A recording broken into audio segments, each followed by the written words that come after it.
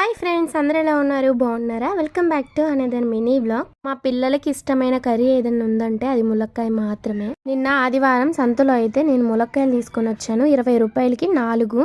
అయితే ఒక చిన్న ములక్కాయ, ఇప్పుడు నేను కట్ చేసే ములక్కాయ ఎక్స్ట్రా ఇచ్చారనమాట. మొత్తానికి 5 ములక్కాయలు. వారానికి సరిపడా కూరగాయలు తెచ్చుకుంటాం కదా, ములక్కాయ 3వ రోజు 4వ రోజు వండుతాను అనమాట. ఆకుకూరలు తెస్తే అవి ఫస్ట్ వండేస్తాను.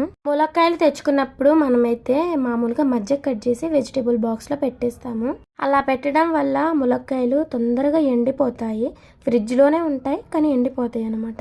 అలా కాకుండా ఇప్పుడు నేను చూపించిన విధంగా ములక్కాయని మంచిగా కట్ చేసుకొని ఒక కవర్ లేదా మూతున్న బాక్స్లో పెట్టేసుకుంటే మనకి ఒక 2-3 డేస్ ఫ్రెష్గా ఉన్నట్లు అనిపిస్తాయి అన్నమాట.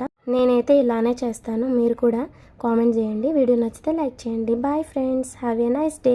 ఇంతకీ ఇవాళ మీదేం కర్రీయో చెప్పడం మాత్రం మర్చిపోవద్దే. అలాగే వీడియోకి లైక్ చేయండి. Bye friends.